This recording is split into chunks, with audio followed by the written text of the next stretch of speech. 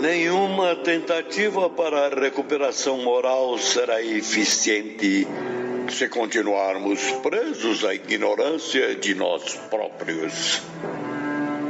Será indispensável, primeiramente, averiguarmos quem somos, de onde viemos e para onde iremos. Só assim iremos nos convencer do valor da nossa própria personalidade, devotando a nós mesmos toda a consideração e a máxima estima. Até aqui, meus amigos, vocês têm caminhado às cegas pelas migrações da Terra e estágios no astral. Vêm movimentando-se em círculo vicioso, sem conhecimentos nem virtudes que os induzam a um progresso satisfatório. Mergulhados nos desejos impuros da matéria, passivos aos impulsos das mais nocivas paixões, têm ignorado, graças à má vontade ou à indiferença, que o Todo-Poderoso os enalteceu com essências divinas. Bem-vindos ao nosso Pode Sim. Eu sou o Carlos Luiz. Vocês ouviram o trecho de uma aula de Epaminondas de Vigo, dado na colônia espiritual Maria de Nazaré, né? Uma cidade universitária para a recuperação dos suicidas. Epaminondas nos fala da importância do autoconhecimento. O que diz o Livro dos Espíritos sobre isso? Na questão 919, Kardec indaga: qual o meio mais eficaz para se melhorar nesta vida e resistir ao arrastamento do mal? Quer dizer, qual a melhor maneira? O que é que eu faço para não me tornar vítima das minhas próprias imperfeições? Essa é a pergunta. A resposta é simples e objetiva. Um sábio da antiguidade já vos disse: conhece-te a ti mesmo. Então, este professor, ele vai ensinar aos alunos processos de autoconhecimento. Dentre esses processos, que envolve o conhecimento da própria formação da Terra, da evolução da vida no planeta, utilizando métodos semelhantes ao de Aníbal de Silas. Aníbal de Silas, como falamos no programa anterior, ele projetava a vida do Cristo e a partir dali, daquele filme real, ele ensinava o Evangelho. Epaminondas de Vigo vai primeiro projetar a evolução do planeta Terra. Desde a sua formação em conjunto com o Sol, a evolução da vida, a época dos dinossauros, os primeiros homens depois, todo o processo evolutivo. No momento seguinte, Epaminondas de Vigo ele vai fazer a regressão dos alunos. O que a gente chama na Terra de regressão de memória, e no plano espiritual também. Ele vai fazer com que cada um avalie a sua existência, algumas vezes várias existências anteriores, para que a partir da compreensão dos erros se possa crescer. E aí é importante entender a lógica desse processo. E o que ele fala no início aqui, que nós colocamos no início do programa. Apenas quando nós temos conhecimento de causa, de quem nós somos, dos erros e acertos, nós podemos nos guiar com acerto na vida. Agora, não se iludam, não é uma proposta teórica. Pelo que a gente vê nessa cidade universitária, a teoria está sempre ligada à prática e ao sentimento.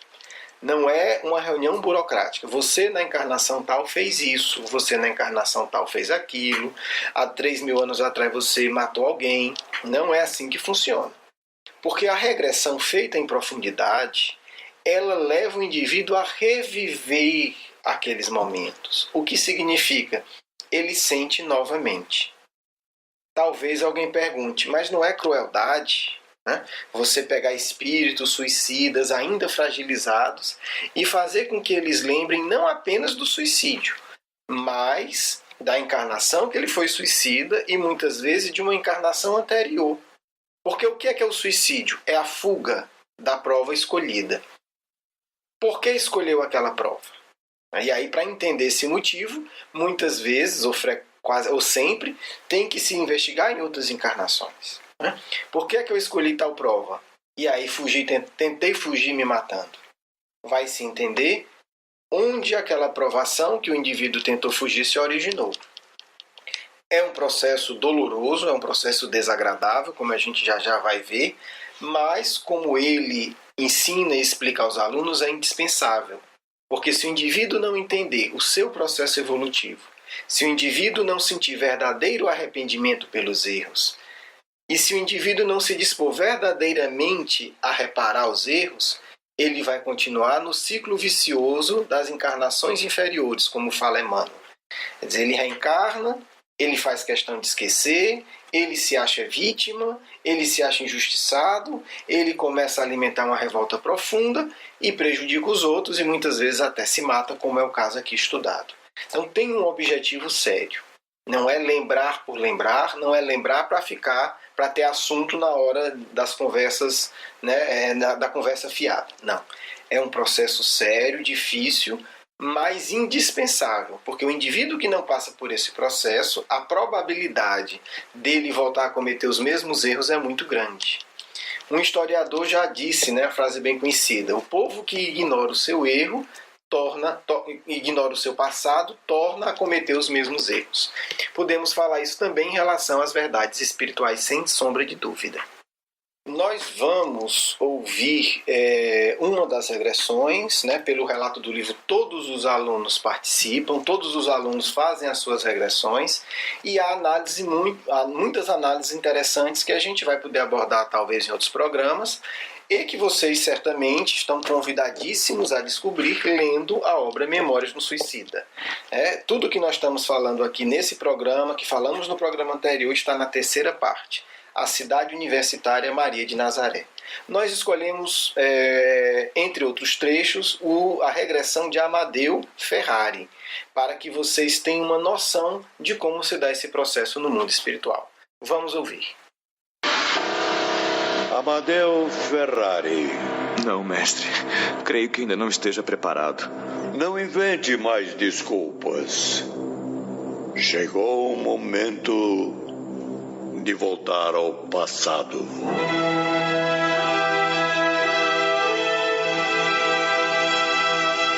Um minucioso exame de consciência passou a resgatar os feitos de suas antigas migrações terrenas. Compreenderá, sim, Amadeu, a razão das circunstâncias dolorosas em que vive neste momento. Circunstâncias com as quais não se conformou e, para resolvê-las, comprometeu-se ainda mais com o suicídio. Retornando ao princípio, passando do suicídio para o início da existência, eis que Amadeu surgia em condições bem diferentes. E realmente, os motivos da pobreza que o arruinaram residiam numa encarnação anterior, assim como daquele câncer que o torturava, daquela rejeição ao amor que absorveu suas últimas forças, tornando-o incompatível com o desejo de viver. Viram, meus caros aprendizes? A cortina do presente foi aberta. O primeiro véu da consciência foi suspenso, a fim de que no palco de outra existência um drama imenso fosse revelado. Drama que não atingiu somente a um ou dois indivíduos, mas a uma sociedade, envolvendo mesmo uma raça heróica e sofredora.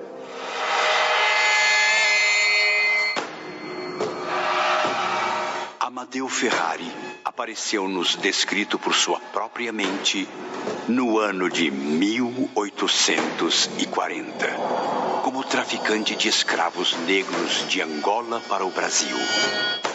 Era então de nacionalidade portuguesa, e daí nossa afinidade com ele. Em repetidas viagens, enriquecia no comércio impiedoso. Amadeu foi um homem extremamente ambicioso. Não media esforços para retornar milionário à metrópole, impondo incontáveis martírios aos miseráveis. Pobres criaturas que arrecadava para escravizar, vendendo-as a outros criminosos. Observem bem este triste exemplo de crueldade. Vejam como Amadeu, em vida passada, satisfazia-se dos maus tratos aos negros, ordenando chicoteá-los pela razão mais insignificante, ou mesmo por nenhum motivo. Comovidos, podemos contemplar através da incrível tela espelhada os castigos impostos àqueles seres indefesos. Amadeu os expunha à fome e à sede, à tortura e à separação das famílias. Sim, pois vendia aqui os filhos, ali a mãe, mais além o pai, os quais nunca mais se encontrariam, a não ser mais tarde, no além-túmulo. E muitos desses desgraçados morriam, Ivone, vítimas da nostalgia, da saudade dos seres amados. Os espíritos aprendizes acompanhavam a tudo impressionados. Viram Amadeu em sua grandiosa fazenda violentar uma jovem escrava negra mal saída da infância. A pobre moça, procurando encobrir na morte a vergonha que a angustiava, cometeu suicídio. Seu desventurado pai, num momento de supremo desespero, diante do cadáver da filha, acusou Amadeu pelo suicídio da jovem. É verdade, meus alunos. Seus olhos não mentem. Observem agora exatamente o que Amadeu fez. Ordenou que seus violentos capatazes queimassem a língua do velho escravo a ferro em brasa, até vê-lo desmaiar nas convulsões da agonia. Enquanto Camilo e seus companheiros comoviam-se, Amadeu debatia-se violentamente, dominado por convulsões indescritíveis. Meu Deus! Como eu pude fazer isso? Quanta maldade! Quantos defeitos eu tenho, ó Pai! Piedade, Senhor! Piedade! Dor e arrependimento inundaram o coração do condenado, que repetia na presença da numerosa assembleia a súplica que deu origem à sua existência reparadora. Desgraçado e miserável que sou! Ó Todo-Poderoso, deixe que eu volte ainda uma vez à qualidade humana e veja minha própria língua, a boca e a garganta desaparecerem sob qualquer malefício. Que estes órgãos experimentem a mesma desgraça sofrida pelo desventurado escravo.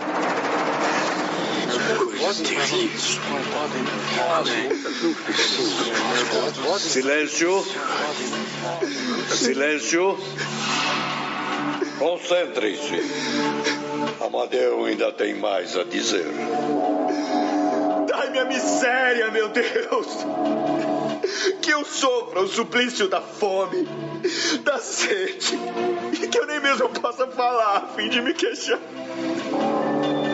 Que de mim todos se afastem com nojo, deixando-me sozinho com a própria humilhação. Está certo. É inevitável o seu retorno às reencarnações expiatórias, Amadeu Ferrari. Outra vez, sofrerá com a pobreza e o câncer, agravados agora com os males acumulados pelo suicídio. Obrigado, irmão Epaminondas. Graças a Deus. Louvada seja Maria de Nazaré. Mas é imprescindível que não conserve ilusões, meu irmão. Mais de uma encarnação reparadora será necessária para resgatar os crimes que acabamos de recordar. Ouvimos o depoimento, né, do Amadeu Ferrari e todo o seu drama. Talvez a gente possa se perguntar: qual o objetivo de tudo isso? Podemos resumir com a palavra desenvolvimento emocional, amadurecimento emocional. Os crimes cometidos por ele foram cometidos. Os crimes cometidos perturbam-lhe a paz, mesmo estando esquecidos. O fato dele lembrar lhe dá condição de, primeiro, como ensina Kardec, arrepender-se. Você só se arrepende daquilo que você sente que fez errado. Segundo, enfrentar as provas necessárias. Terceiro, reparar o erro. Se nós observarmos com honestidade, veremos que a história do Amadeu Ferrari não deve ser tão diferente da nossa.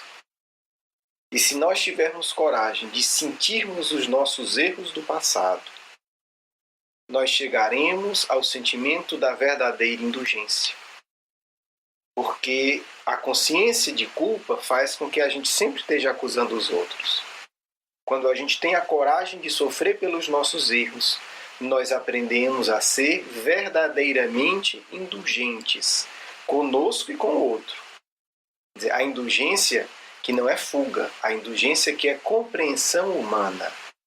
Eu também já matei alguém. Eu não posso querer que um assassino seja punido de uma forma excessiva. Ele deve receber a punição do crime, mas não a vingança social nem individual. Porque eu também não quero para mim, porque eu sei que eu já cometi crimes piores muitas vezes do que aquele que eu estou querendo condenar excessivamente. Então, a regressão, quando ela trabalha o sentimento de forma lúcida e honesta, ela nos ensina a verdadeira indulgência. A verdadeira indulgência, na verdade, é a compaixão. É colocar-se no lugar do outro, porque nós fomos capazes de sentir as nossas dores. Enquanto nós fugimos das nossas dores, nós nunca evoluiremos espiritualmente. Conhecer a nossa história, sentir as nossas dores, nos entristecer com os nossos erros e nos alegrar com os nossos acertos. É um enfrentamento íntimo. Santo Agostinho, na continuidade da questão 919, não ensina nada diferente. Avaliai diariamente. Na época, a gente não tinha esse recurso da regressão, na época do Livro dos Espíritos. Depois foi Albert de Rocha, espírita, um dos espíritas mais clássicos, mais conhecidos, que desenvolveu a primeira técnica do Ocidente de regressão de memória, não por acaso. Hoje isso é usado das mais diversas maneiras, inclusive em terapias muito sérias. Em outro programa a gente pode falar disso. O outro aspecto da gente entender o nosso passado é entender o valor da vida. Não é entender teoricamente. Dizer, nós morremos e continuamos na vida espiritual. Isso é essencial. Mas mais importante ainda é sentir. Ter esse sentimento de que viemos no mundo para aprender. É isso que o Epaminondas de Vico quer despertar nos seus alunos. Um sentimento profundo de redenção, como ele diz, que nós precisamos aprender a ter consideração por nós mesmos. E nós só vamos ter considerações por nós mesmos quando nós nos amarmos nos conhecendo. Porque enquanto a gente pensar, eu me amo porque eu fui sempre muito bom, é uma mentira, é uma afirmação mentirosa. Eu me amo apesar de todos os erros que eu fiz. Eu os assumo, eu sofro por eles e eu os reparo. E assim eu não os cometo mais. Enquanto nós fingimos ser evoluídos e fugimos do nosso passado, nós criamos a farsa de uma espiritualidade superficial, mentirosa, que ao chegar no mundo espiritual a gente vai ter que reconhecer que alimentamos ilusões. Tudo isso para quê? para nos mostrar que o único caminho valioso é o caminho que leva a Deus. E chegar a Deus exige que antes nós galguemos o degrau do autoconhecimento, do nosso presente, do nosso passado, dos nossos erros, dos nossos acertos, das provas a serem enfrentadas para nunca mais cairmos no complexo de vítima. Coitado de mim, eu sofro demais, eu não aguento. Ou o complexo do acusador. A culpa é sempre, que está muito ligada, a culpa é dos outros. Os outros é que não entendem. Os outros são os criminosos, os outros são os culpados. Porque tudo isso são dinâmicas emocionais para disfarçar a nossa realidade íntima. Então, Epaminondas de Vico, um espírito que já foi apresentado no outro programa, um grande iniciado do Egito, um grande iniciado da Índia, foi discípulo direto de Simão Pedro, e morreu queimado na época do Nero, do imperador Nero, que perseguiu os cristãos. Depois foi queimado na Inquisição da Espanha, um espírito que há muitos milênios consegue ter encarnações vitoriosas e evolui muito, tanto no mundo físico quanto espiritual, e que não mais precisaria estar vinculado sequer à cidade universitária Maria de Nazaré, mas ali está por misericórdia. E aí é importante entender, muitas vezes, como ensina Jesus, a misericórdia tem que ser firme para nos ajudar a quebrar as nossas ilusões tão arregadas e que nos levam ao vício das encarnações inferiores, sempre disfarçando, sempre mentindo e nunca crescendo. Então, o Espiritismo vem revelar a doutrina secreta, a doutrina da verdadeira caminhada para Deus, do autoconhecimento, do autoenfrentamento, da superação. Porque quanto mais equilibrado nós somos, mais poder nós temos de exercer a caridade. Se caridade é benevolência para o outro, quer dizer, ajuda objetiva, o indivíduo equilibrado ajuda mais. Se caridade é, como define o Livro dos Espíritos, indulgência, o indivíduo que conhece os próprios erros é capaz de entender e perdoar os erros dos outros de verdade. Se caridade é perdão das ofensas, a mesma coisa. Então, os Espíritos definem caridade como benevolência, indulgência e perdão das ofensas. Está no Livro dos Espíritos. Para que a gente viva isso de maneira profunda, o autodescobrimento e o recurso da regressão é de extremo valor. Bem, me despeço, agradecendo a todos a atenção, aos e-mails que já recebemos, as pessoas que se filiaram ao blog, desejando a todos muita paz, muita alegria e caminhando agora para o nosso encerramento com o espaço que deixamos para os amigos espirituais. Um grande abraço a todos.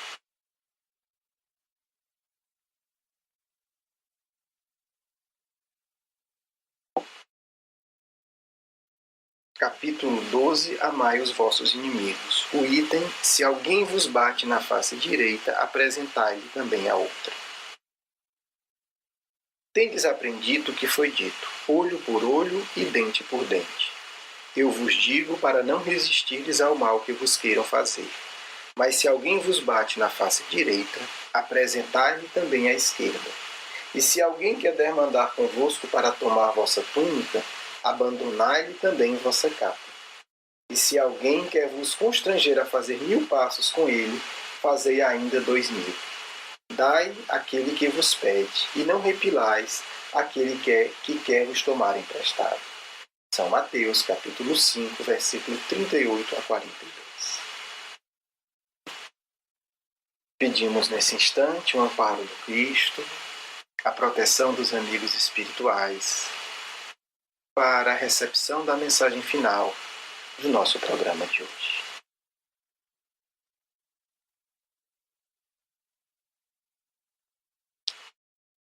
Que a paz do Cristo inunde os vossos corações. Coragem, paz, determinação são atributos do verdadeiro cristão em busca de Deus, em busca de si mesmo, em busca da misericórdia do Pai. Caminhemos corajosamente na estrada do autoconhecimento, na mesma medida em que nos devemos deslocar socialmente para atender às camadas mais baixas da sociedade, aos seres mais sofridos e abandonados, bem como os bem-aventurados do mundo material e desgraçados do mundo espiritual, por não terem amor no coração. A proposta do Cristo não merece mais barreiras cerceadoras. Nosso Mestre andou em todos os ambientes. Dialogou sobre o Pai e sobre as vidas passadas. Vivenciou a mediunidade e ensinou o perdão. Bastam de barreiras que limitam a expressão do amor de Deus trazida por Jesus de Nazaré. Regressão, sopa, caridade moral, atendimento fraterno, socorro desobsessivo, são uma só e a mesma coisa, expressão do amor que iniciamos cultivar em nossos corações. Trabalhadores do bem, sede ousado em vossos empreendimentos cristãos. Não vos limiteis às estreitas amarras da realidade institucional. Não, nosso Mestre assim não agiu.